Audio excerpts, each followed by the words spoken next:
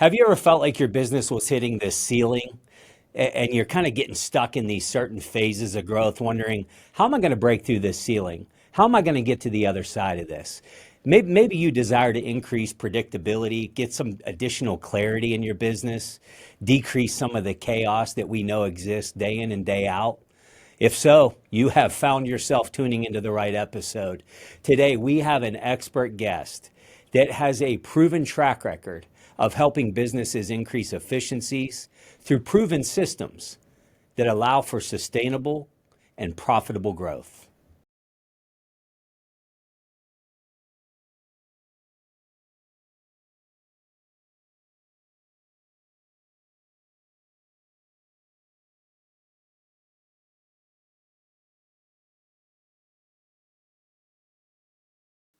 This episode is brought to you by Bernice A. Schweiss, LLC.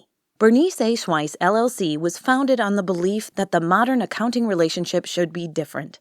No matter where your business is in its growth journey, we are here as a trusted advisor, providing data-driven insights and consultative tax, accounting, and strategic planning services built to achieve your financial goals. Together, we can turn your passions into peace of mind. Visit berniceaschweissllc.com for more information. Welcome back to the show, everyone. I have an amazing guest for you all.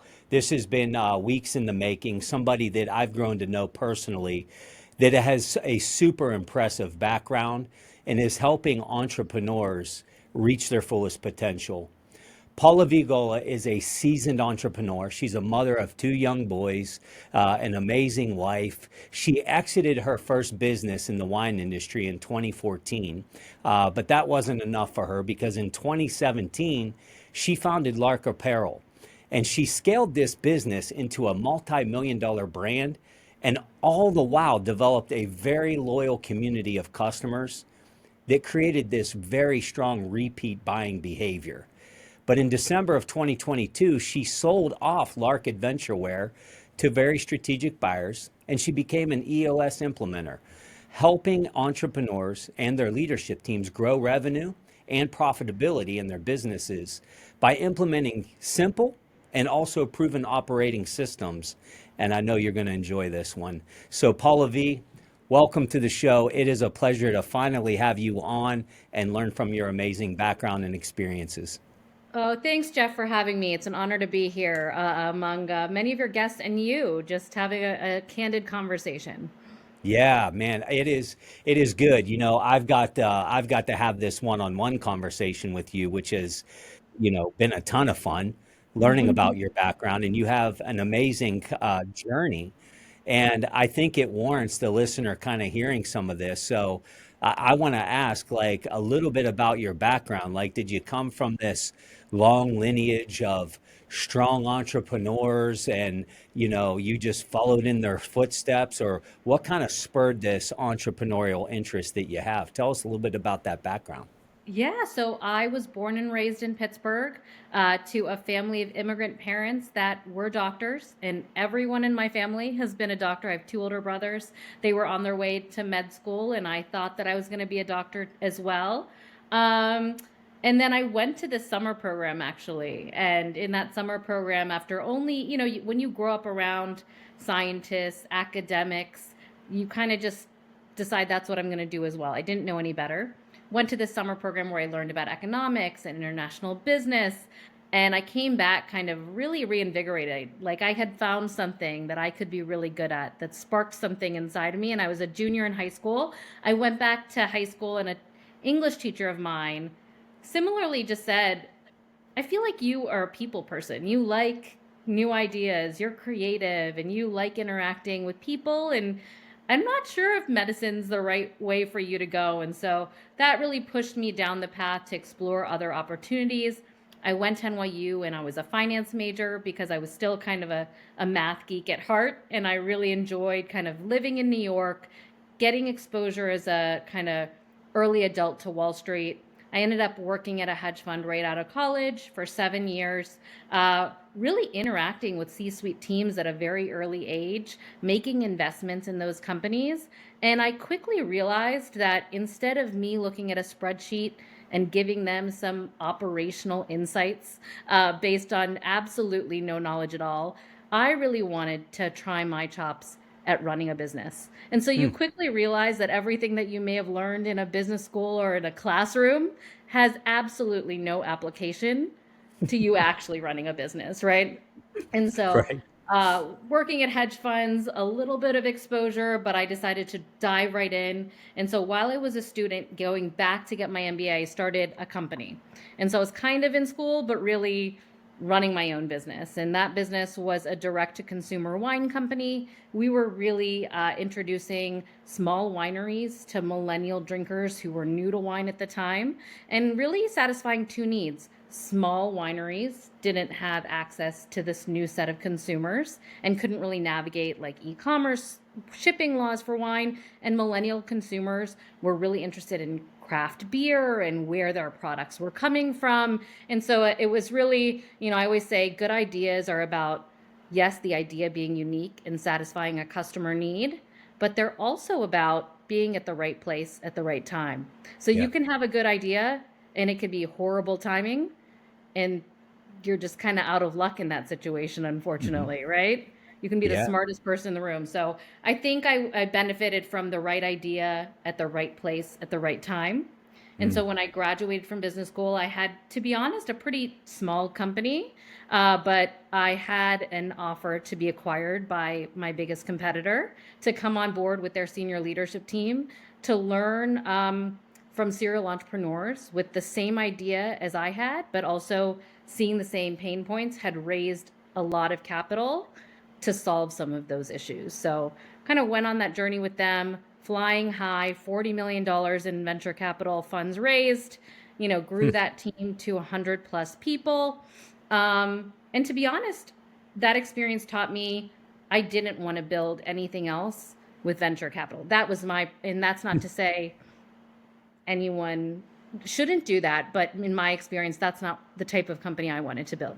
So the second Yeah. time around, kind of in 2016, had my first child, moved back to Pittsburgh, saw a white space in the infant clothing market after having my first child, and I knew nothing about apparel.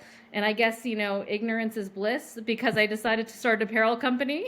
um, and dove head first. And so it was a lot of learning in the beginning, a lot of failures, but I kind of just kept pursuing this dream, and I knew we had something different in the market. And over 7 years, was able to build, I guess, as you mentioned in the introduction, a loyal customer following, really staying true to what I believed was right for that business. And I think when you can kind of follow that entrepreneurial gut, I think it can lead you to the right answers.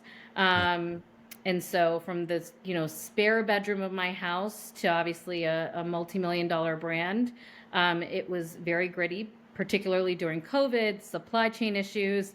I had, two small kids at home, but a lot of lessons learned, a lot of things I would have done differently. And I think oftentimes we see these, you know, accolades and these stories that look amazing on paper. And while I'm really proud of what I built, I think there are so many more stories to be learned by what I didn't do correctly. And, Mm. in my new business, and how I'm helping people as an EOS implementer, I really want to share vulnerably where I was, what I could have done better, and empathize with all of the business owners and clients and leadership teams that I work with. Because, gosh, if everyone had it right, we Hmm. wouldn't have anything to learn, right? And Isn't so that the truth? Yeah. hopefully we're all in this journey to be better. I'm learning every day. I'm sharing what I have learned with my clients every day. Hmm. And I couldn't think of a better third business to build, because I really feel like I'm in the third phase of my life where I'm giving back, and every Hmm. day I get to have amazing conversations with entrepreneurs, with leadership teams, with people honestly that are facing the same things that I faced, Hmm. specifically with my last business, and hopefully sharing those struggles in hopes of changing their trajectory. Yeah, that's so good. And this third business, which we're going to talk about in just a little bit, you know, your boots on the ground with these Hmm. companies, helping them scale. And the great why I love that you're pursuing this model is you are someone that has been where a lot of people are trying to go. And I know Hmm. you're very, very humble, and I love that about you. But there are a lot of people out there in the world that, you know, they sat in a workshop for 2 days and they become certified to teach people, right? Hmm. Which I'm all about a good certification. But you know, you have you know, grassroots built two companies and exited both of them. Yes. You know, that gives you the right to a gut feeling, right? But a couple things too in your background. One, I love the fact that, you know, you kind of went against the family grain. Not to say you're rebellious, not saying you're not. I don't know, but Hmm. you know, you went a different way and you followed this gifting. So thank goodness for you know, high school teachers, you know, Hmm. that see things in me. I told the story not too long ago on this show Pallavi, of being in ninth grade, the first time I ever did a public speech. It was an assignment in health class of talk about something that has to do with health or fitness. You have X amount of minutes. And the reality was, I was very lazy in high school. And Mm. so I just wanted to talk about something I didn't have to prepare for. And the thing that I knew most about was lupus, the disease, because my mom had it. And so I went with no preparation, literally none, and got up in front of my class and I talked about lupus, my mom having lupus, and what terminal diseases do to families. Mm. And it got so much feedback and impact and emotion in the room because I was just speaking passionately from my Yeah, heart. And absolutely. my health teacher told me, Jeff, I've been doing this for 25 years. I've never had a student speak like you speak. I That's don't so. know how you're going to be used, but please promise me you're going to pursue being in front of people because Hmm. I think you can make an impact. And man, that stuck with me. I found myself looking for opportunities to do this, Hmm. like your English teacher, and you followed that. Yeah. And I love what you said about like I saw a need and here I am. I'm a young mom and I just you know, almost said accidentally started another company is like kind of what I was hearing there. You have this eye, this knack for some of these things, but I think it probably goes without saying that building those two businesses came with challenges. And I Hmm. know there's people listening that are, you know, they're in the foxhole. You know, they're feeling the pain, the stress, all of these things. Can you talk about some of those challenges you faced while scaling those two businesses that, man, if I could go back and do it over or that moment in time, can you share some of that?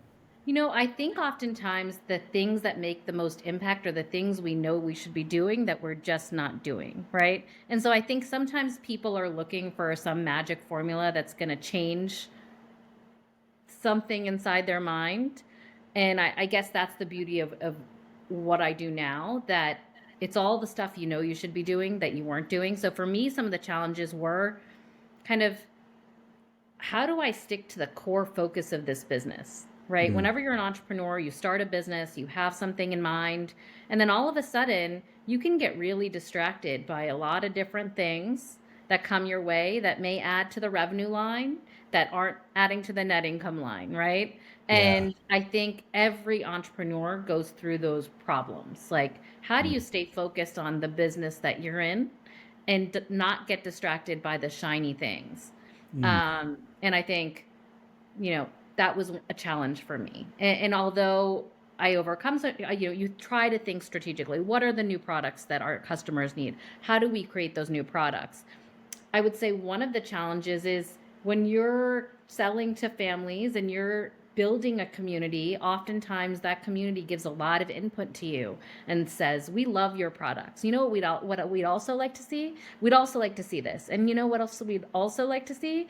We'd like to see crib sheets and we'd like to see blankets and we'd like to see this, and my husband needs shorts, and have you thought about a golf line for men that like to play golf, right?"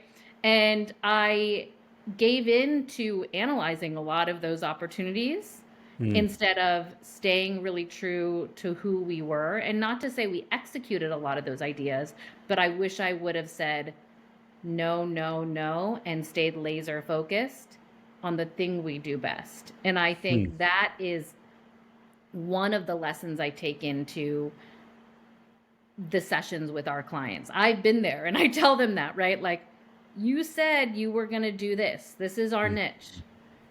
And so all the ideas you're coming up with now, I'm just letting you know they don't fall into that category. It's your Man, business, but it's just a reminder that's not what you said you wanted to do. man, that's good. And it's so tempting, isn't it? Yeah. Because you're as an entrepreneur, you're thinking, well, if I add another thing, that's going to add revenue, Mm-hmm. and that's going to add profit, and that's going to, all of that stuff. I was on a call, and this is so resonating with me because like I'm an entrepreneur as well as Yeah. a podcast host here, right? Yeah. Um, I was on a call. I was probably 18 months into the journey. I was on a call with my mentor. We weren't even talking. We were talking about a totally different subject, and his opening line was, "Hey, before we get started, your website's horrible. Your website's absolutely horrible because nobody even knows what you do. Matter of fact, nobody knows what you do because you do everything. You have like 35 offerings on your website. I Mm. don't even know what you do." And then we dissected it down to just this little finite chasm of what is Yeah. it that I'm going to do. And I think you might have heard the story about I had a merch store on my website. I mean, it's laughable now. I was selling merch. I was Yeah. selling water bottles and t-shirts and hoodies and all of this stuff, thinking I was going to be this national brand, however far back. And, week one, I have my, CFO and we're looking at this stuff and he was like, get rid of it now. This is Mm-hmm. insane. This isn't what you do. And the message here is a mile deep versus 10 miles wide. Absolutely. Stay in your lane, right? So anything to add to that? Yeah, and I think, in the same vein, when you're an entrepreneur, there's always new ideas. And so those new ideas likely sparked that company. And Yeah. so another thing I realized is, you know, you kind of have to understand your personality and when to either find someone on your team that can be a filter for your ideas or be your own filter. One of the two, depending on what stage of your business you're in. But that's Hmm. kind of why I love the EOS model. Like it clarifies those roles. Wow, you're the visionary. Stay in your lane, man. We need some big ideas. We need to like throw some spaghetti against the wall. You're the founder. You're a big idea person. And then there's an integrator who's like in the weeds. It's like, actually, don't do that. That's not feasible. The shirts can't get made, and like crib sheets are, this, and men's shorts, or how are you going to get into golf clubs? All those things that Yes. other person, whether that's in your mind or on your team, you got to create those roles to Yeah. create the filter. Otherwise, a visionary unhinged leads to some Jeff Hamster potentially merch and some golf T-shirts that are unsold in the club. Yeah, man, I'll be selling you golf tees and whatnot on that merch site. Make no mistake about it. Let's do it all, right? And it is so true.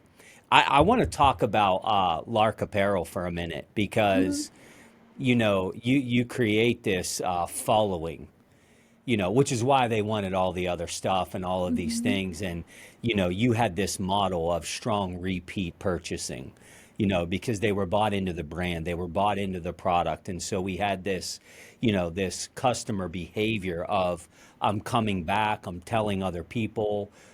How do we get there? What were the strategies that helped you build this kind of loyalty in that Mhm. customer base? I think it's an authentic voice, right? A brand voice, not my voice. And I did build that brand based on my personality, my journey with my children. I was sharing my life's challenges as a mom, building this brand, and it would create an authenticity where in the beginning I was in conversation with my customers, and regardless of which industry you're in, I like to tell people that are looking for branding advice, be in conversation with your customers, don't talk to your customers, Mm-mm. right? It's a conversation and it's a two-way conversation.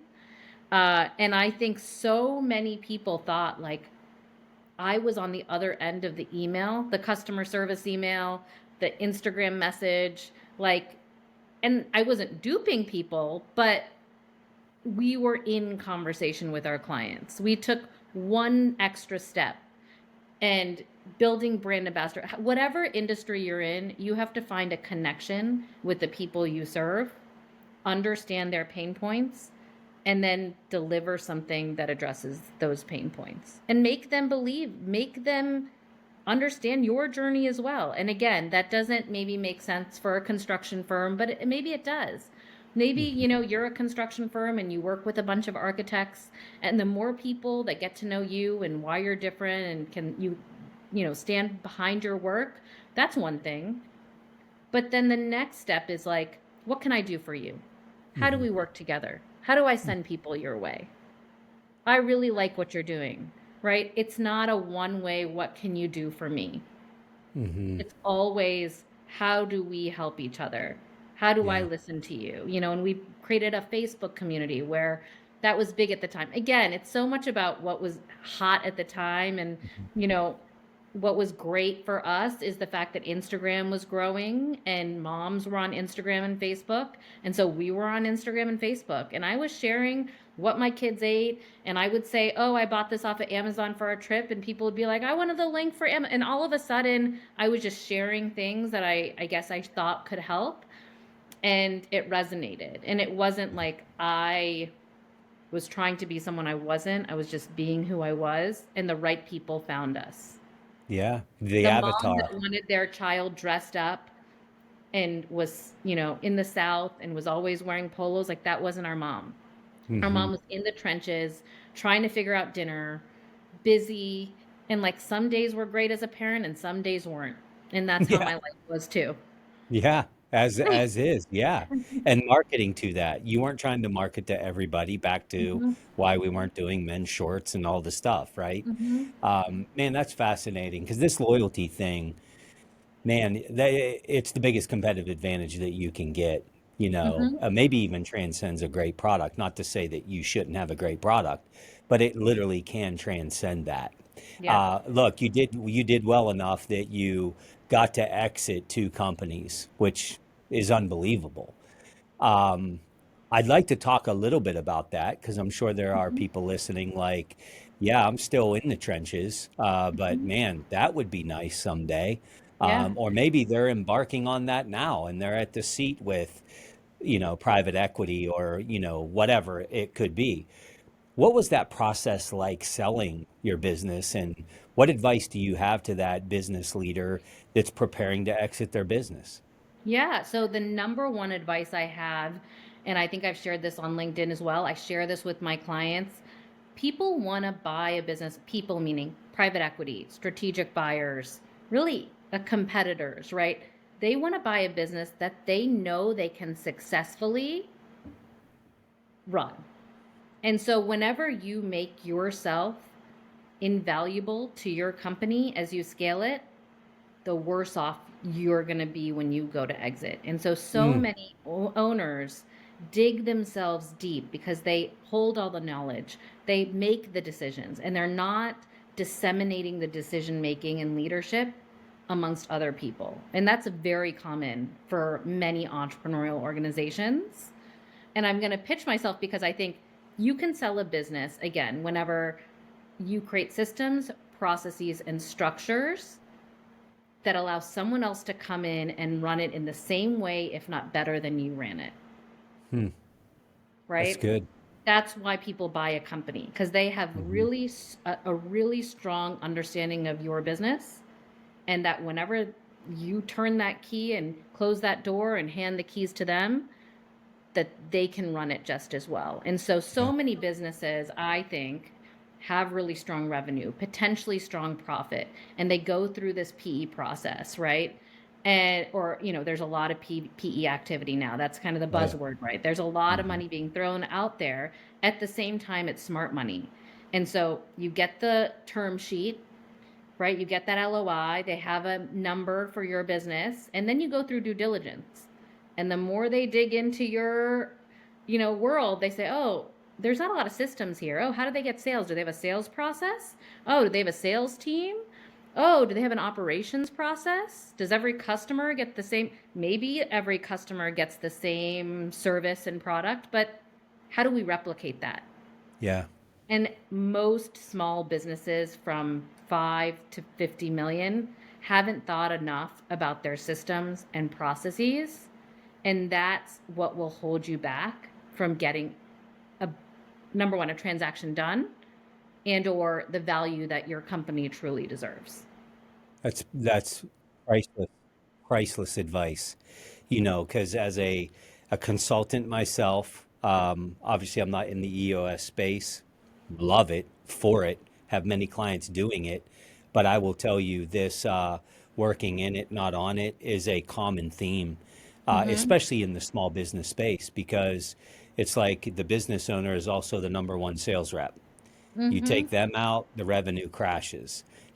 And those examples can go on and on and on. And that's tremendous advice to somebody that might be listening. This is one of those simple to hear, not easy to do.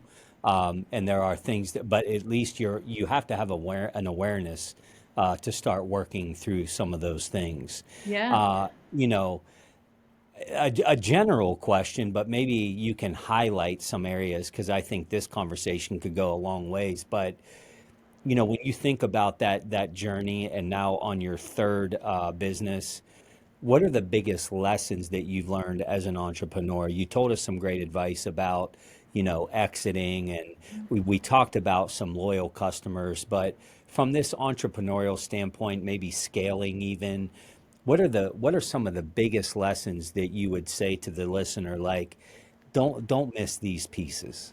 Yeah. I think, you know, clarity and communication is really, really important. I guess this is an insight I've taken away from working now with other leadership teams as well. Some people think it's kind to kind of dance around issues and maybe not make decisions. I think being clear is kind. Mm, And so, whether you own the company or you're a leader of people, just be clear. Be clear about your mhm. expectations. Be clear about what makes them a great performer on your team. And that clarity will get you further. Yeah. People say this all the time: slow to hire, fast to fire. Hmm. It's so much harder to do when you're in that position, Yeah. especially as someone like we most of us are. Like, we like the people that are around us. We like the people that work for us for the most part, right? And so it can be really hard to make those decisions.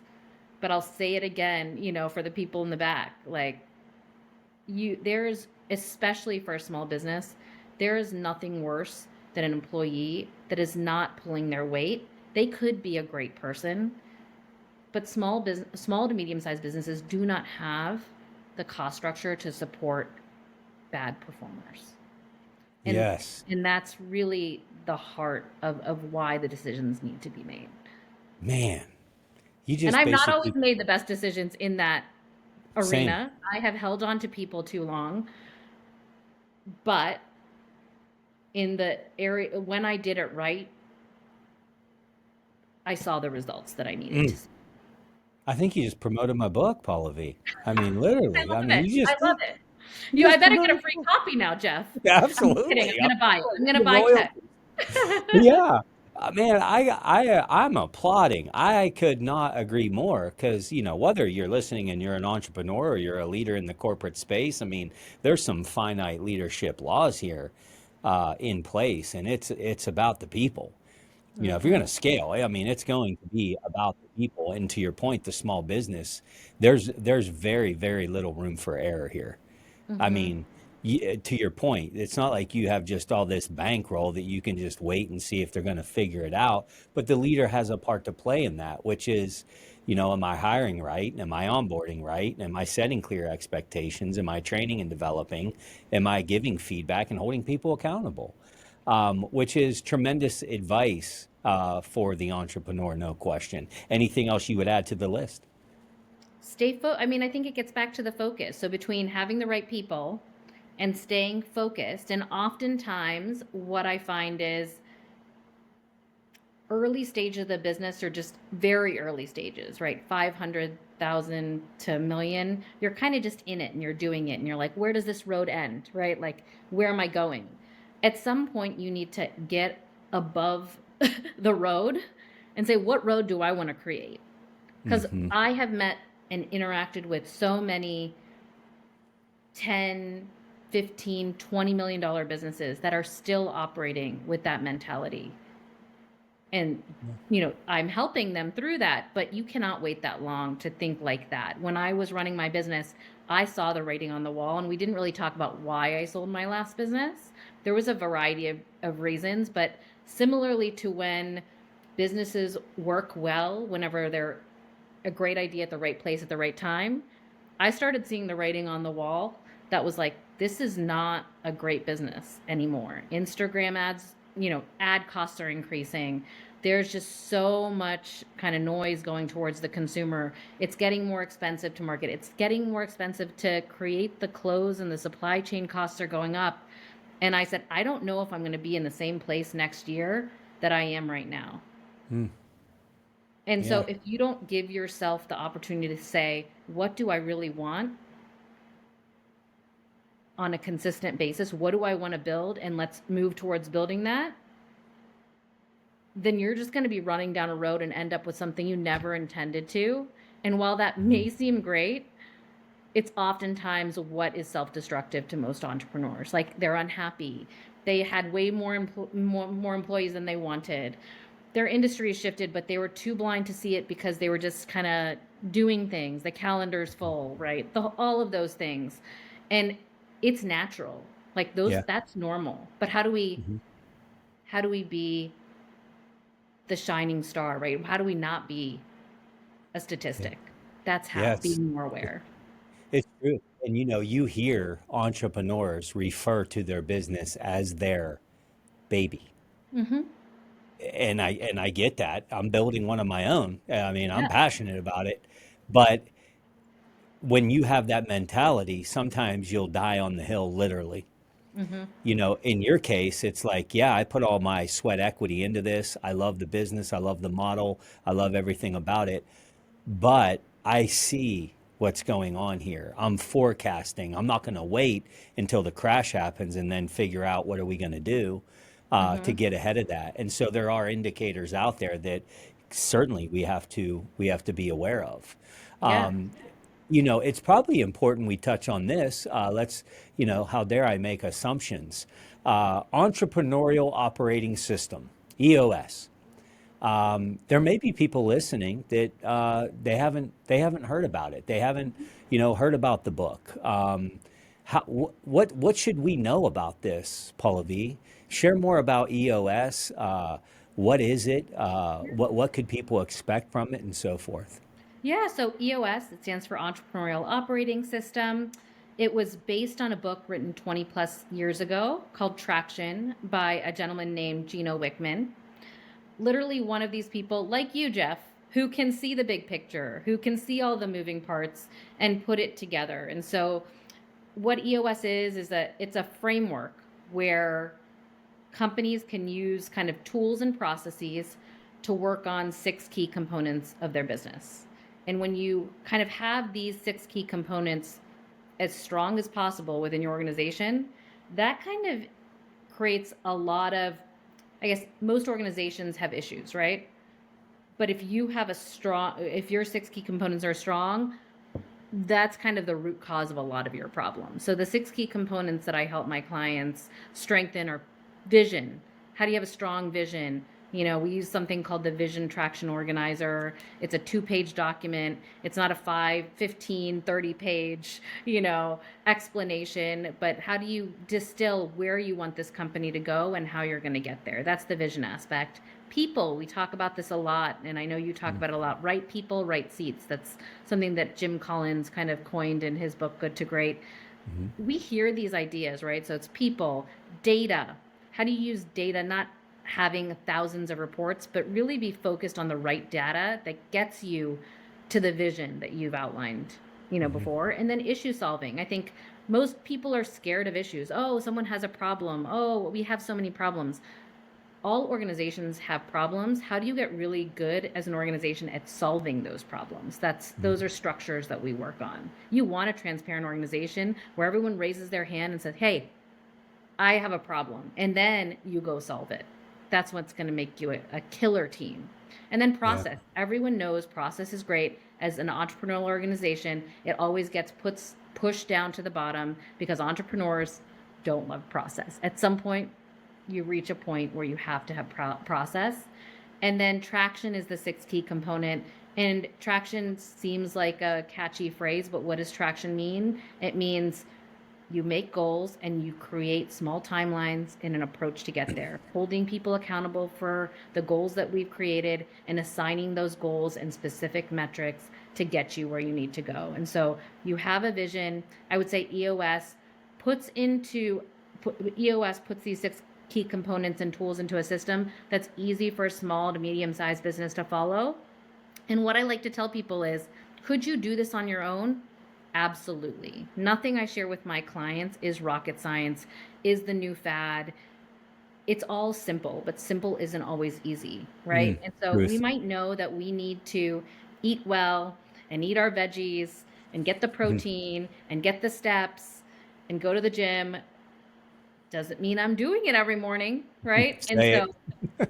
people read this book or maybe many, many other books. They're going to read your book, right? And then there's going to be leaders that flip through that book, and I was that leader. You're reading the books. That's exciting. This seems like a new idea. Wow, I can see doing that in my company. And then you close the book, and the next morning, your calendar is filled with meetings, and you dive right back in, and very little changes, right? Right on. That's right. And so, what I think the benefit of working with someone like me or someone like you is, how do you make real change? Yeah. It's not like about talking about it. We're not like high level having big conversations. Like, how do we change today? How do Right. and I work with leadership teams to say, like, in a proven process that's like every business runs the same. It doesn't matter what widget you're making or what service you're selling. These are all Mhm. basic business principles that apply to any industry. And that's almost what gets me excited. I like Yeah. learning about different businesses and saying, Yeah. oh, that's the same thread. It's the Yeah. same thread. It's the same thread. It's the same thread. Yeah. There are Yeah. really only 23 problems that a business can face. It's just another costume that they've put on it. Yeah. And so, That's that success leaves a trail kind of thing. yeah. I mean, there obviously are industry nuances, Hmm. but there are success formulas that transcend industry. And Yeah. I would love your thoughts on this. This might be a hard question, actually, Sure. and it's your opinion, so it's not right or wrong. But when you look at those highlights that you just presented, which are all mission critical things, by the way, Hmm. what would you rank as the number one for you? What's the number one that you would say, man, if I had to boil it down to one thing that I was going to, and it's not one thing, but if I was Hmm. going to, this would be that one thing for me out of all of those things, the vision, the people, the data, the issues, the Hmm. processes. What would it be for you? They're all so mission critical, and I I want to know. make sure that I say that, but I would say, like, we all know, like, I would say the number one issue my clients are facing, it all goes back to people. There's never been a leader or an owner that has employees that does not have people issues, That's right? right. Yeah. And I hear it all the time, and I know you do too. All the time. And I like to hold up a mirror to them whenever they complain about the environment, Yep. the next generation. Every generation, they're complaining about the next one down, right? Yes. It's Yes. incumbent on you as a leader to build an organization where people want to work. Not Yeah. everybody, not Yeah. everyone that's walking on the street wants to work for you, Uh-huh. but it's incumbent on you as a leader or leadership team to create an environment where the right people thrive, are rewarded and compensated well, and are given the tasks that take advantage of their unique ability. That's your job. Yes. I had a leader once, senior leader, a lot of gray hair kind of guy, lots of wisdom. And, I'm this young whippersnapper, hard charging leader coming up through the ranks. And, this was coming up on my performance review and my individual development plan. And, he's challenging me on some things, and I'm giving him all my excuses and buts and ifs and all this stuff. And he said, Hancher, I'm going to tell you one thing. You can take this the rest of your career. It's the most simple thing I'm ever going to tell you, but you got to get it. You can either change the people or you can change the people. Mm-hmm. And I'm like, and he broke that thing down to me, Paula V, about like change the people, make them better. But if they're not willing, change them out. Yeah. But it is your responsibility to build the culture. And maybe can you talk a minute about this GWC? Mm-hmm. Because I think this is profound for somebody listening that maybe hasn't heard this concept. And I love this portion of this. Talk about that GWC a little bit, what it is and what it means. Yeah, so I need to step back a little bit if that's Please, okay, and no, just no, kind of no, the, please, the please. context in which, again, what I hated before is like people are like, right people, right seats, big idea. What does that mean? How do Yeah, you make it happen? What I like about EOS is like it's actually showing you a framework for how to find the right people and get them in the right seats. So yep, when we talk about right people, we help companies create their core values, create their culture first. Who are you? And it's not something new. It's like, what are the things that have made you successful? So we go through this exercise, we create their core values, and they're not like integrity and accountability because everyone wants that. Those are pay to play, yeah, right? yeah. What makes this place unique? And so we have unique core values that brings in the right set of people, the thumbprint for this organization, and then once you know who you are, what behaviors you want from your right people, how do you create the right structure? And so that's kind of gets back to GWC. We create something called an accountability chart. This is one of the most eye-opening experiences for leadership teams that I work with. And it takes 4 to 5 hours, and then they iterate it over a couple months to get it where it needs to be. But it's not an org chart. It's an accountability chart. Mm. And so what does that mean? It means first, what is the right structure for your business, taking people out of it, starting from scratch, building that up and saying, what functions do people need? What is the right structure for this organization? And then for each seat on this accountability chart, what are the 5 things that this person is responsible for? And I think in entrepreneurial organizations, there's too many gray lines Yep. between people, and that's okay. That's how people build. I work with 10-person teams, right? Hmm. And people wear a lot of hats, Oh, yeah. but it gets back to this clarity of like, Jeff, you might wear 10 hats in your company, but what are the 5 things you need to do when you're wearing that hat? Hmm.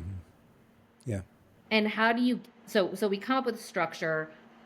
We start putting people back in the boxes. We say, what does this company need first? And sometimes that's when we get rid of some dead weight. Oh, Sally's been on the team for 40 years, Yes. right? She's the client success manager.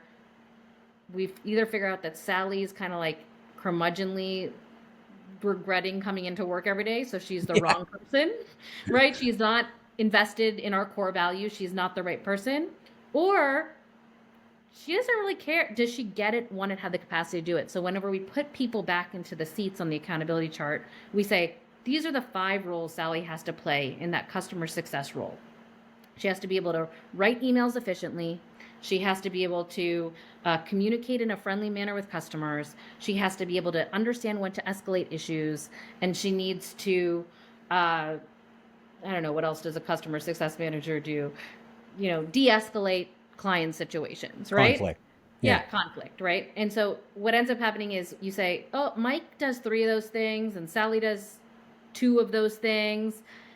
Oh, no, I need someone in this role to do all 5 of those things to be a Hmm. good customer success manager. And so we use the framework of get it, wants it, and has the capacity to do it to figure out whether they're the right fit for that role. So gets it means like, hey, do you get what this role does? Customer success managers, wow, you're the front line for our customers. Do you get that, what that role means and how important Purpose. it is for this company? Hmm. And then do you want it? Like, does that get you excited? Hmm. And then do you have the capacity to do it? Do you have the skill set or can you be taught to do that job? That's it. And that really highlights the 3 legs of the stool Hmm. to being really good at a role. Man, it's profound. It's profound. Because, look, I've made this mistake plenty too, where I can get people all excited, because of whether it's charisma or the impact I've made on them, their respect for me, their loyalty to me, and I have a promotion opportunity come up, and I go to them and I say, "Hey, you should really take this job." And I don't go through the GWC, this get it, want it, has the capacity to do it. Mm-hmm. Because when you miss that, they say yes to the promotion, they didn't even want it. Mm-hmm. They wanted to say yes to you. They didn't really want the job at all. And by Yes. the way, they said yes with blinders on because they don't even get it. Yes. But then there's the whole capacity thing of what made you great here might not make you great here. Individual Absolutely. contributor to leader, especially that big move. Do they have the capacity? Have they been tried? And for the listener that's listening that hasn't heard about this, GWC gets it, wants it, has the capacity. Like if you get nothing else from the show, like take that, and every Mm-hmm. time you're looking at right seat, right person, there's your formula right there Yeah. at its simplest form, right? Absolutely. Absolutely. And do they embed your core values? Use your core values when you're hiring. And if people and they should be, I tell people they should kind of be eek and scary to the wrong person. Hmm. Oh, you want me? Oh, we go the extra mile for our clients. That means XYZ. Wow, there was one time when Mike, sent flowers because we messed up badly. And that's what we do here. Yeah. And if someone's like, that sounds like a lot of work, I'm not interested, then that's perfect. Hopefully I Yeah. did meet Good the to right know. person. Yeah. Yeah, great to know. Thank you. You're Next, right? welcome. Yeah. So Yeah. what I like about EOS and the work that I'm doing is like, it's not just about these big ideas that just don't go anywhere. Hmm. If people are listening to what I have to say and how I'm willing to help them and Yeah. actually implementing these tools, it's not just like pie in the sky, what should I do next? It's like if you follow the things in the right process, it's actionable. Yeah. These are Yeah. actions you can take and a roadmap to get you to a better place than you are now, to solve many of the common problems that most Yeah. It's businesses have. structure. Very, very intentional framework. No question Yeah. about it. I want to ask you a question because this, again, comes up a lot in my world with clients, and certainly there are people listening. Is this scaling? Hmm. We're not who we used to be. We want to be who we're not. But man, the scaling pitfalls are endless. I hired too many people too fast, and my labor cost to my percent to sales got out of whack, and now I'm going to the bank and trying to fund payroll, and you got all this stuff that happens when you're scaling a company.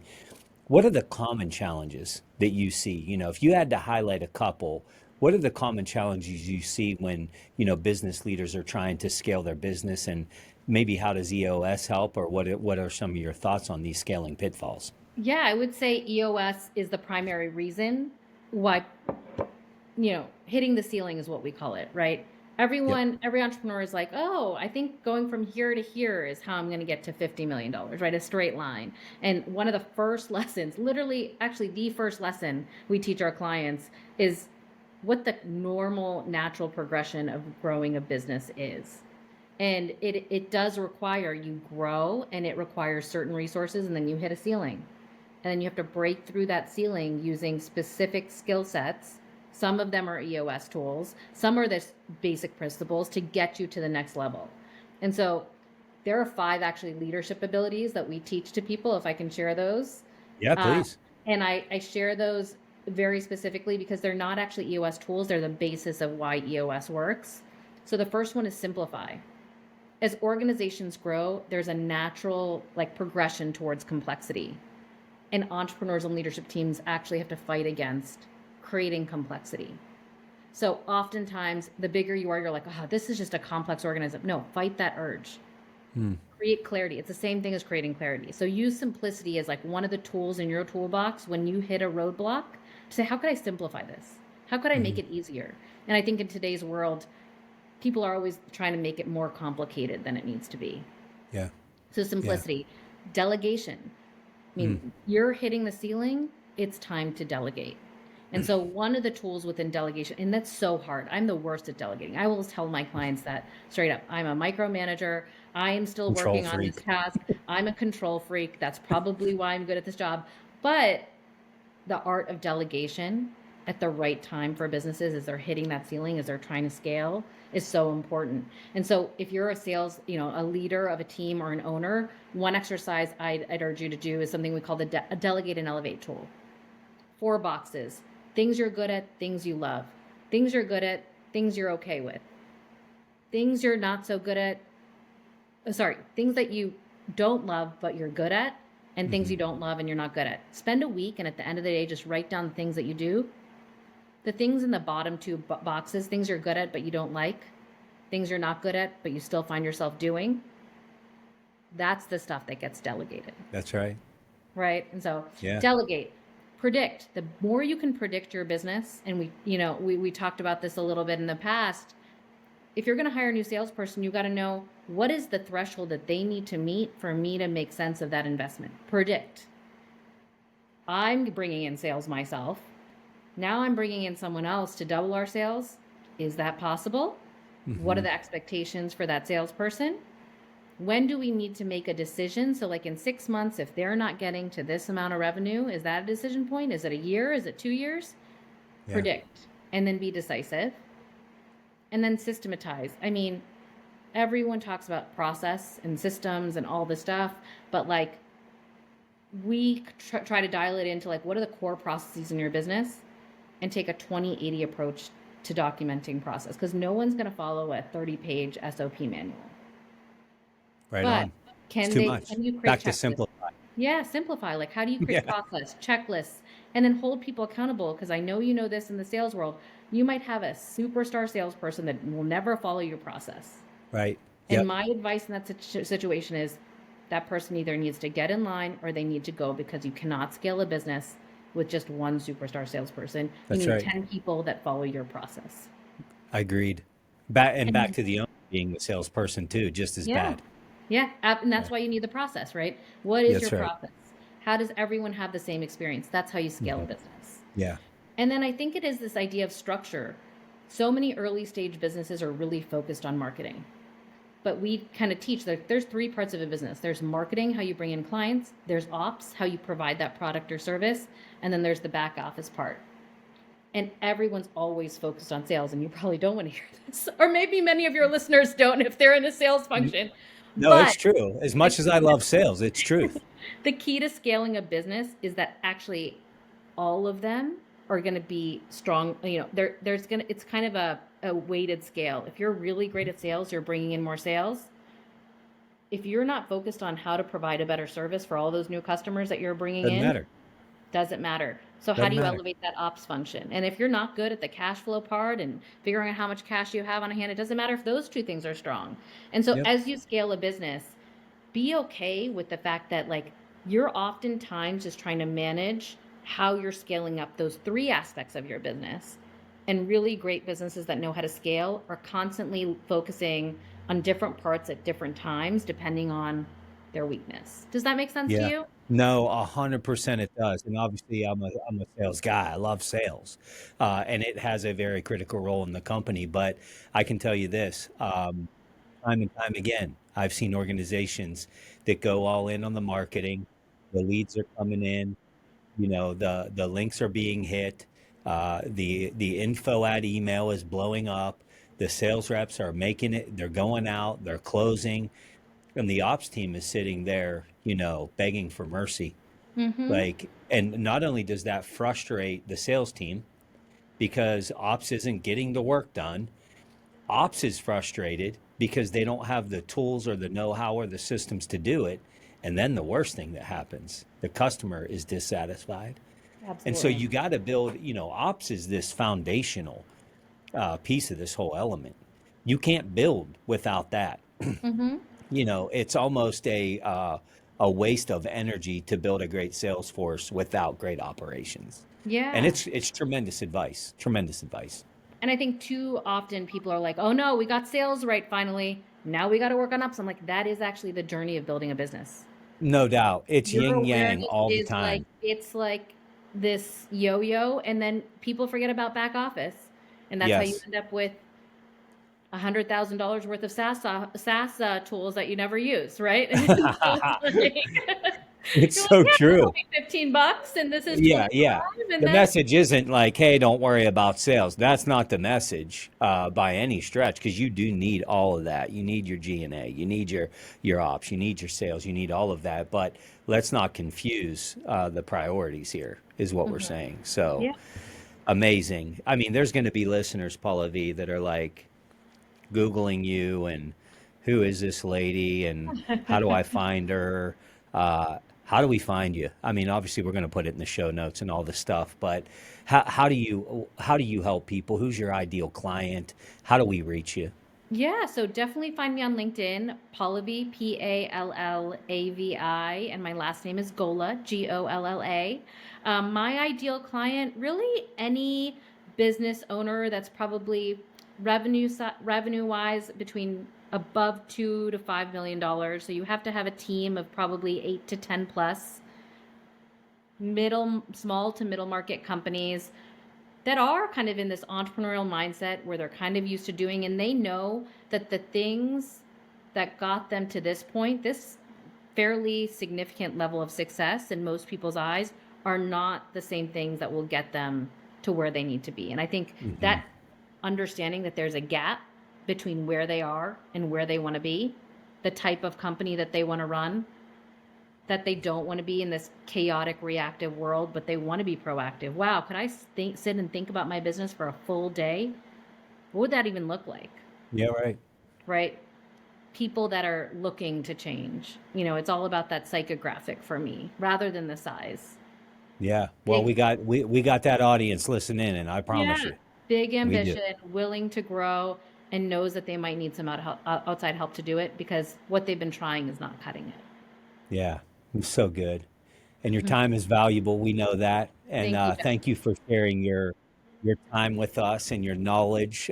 You are the person that has been where a lot of people want to go. And thank you for sharing your gift to the world. And thank you for sharing it with the Champion Forum podcast audience. And we appreciate you. And obviously, we're cheering for your success as well.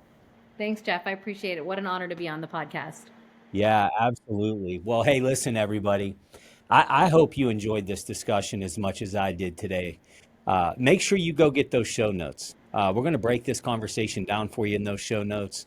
This show, every show that we do every single week, these are delivered right to your inbox. Go to jeffhancher.com, scroll right down to the bottom, hit that newsletter link, and get those right in.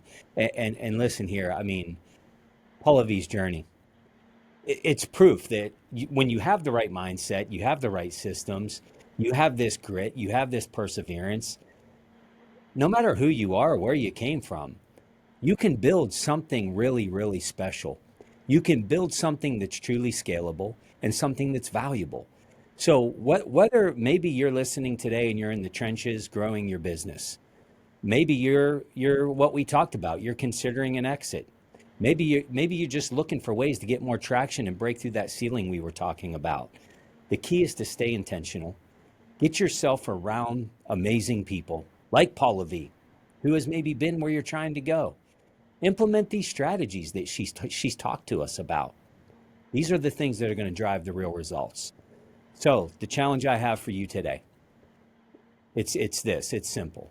What's one thing that you can take right now to bring clarity, a little bit of accountability, or maybe a little more momentum to your business? Don't wait. Take that step today. And until next week, keep fighting for the traction and keep turning the pressure into potential. The Champion Forum podcast with Jeff Hancher. Lead, inspire, win.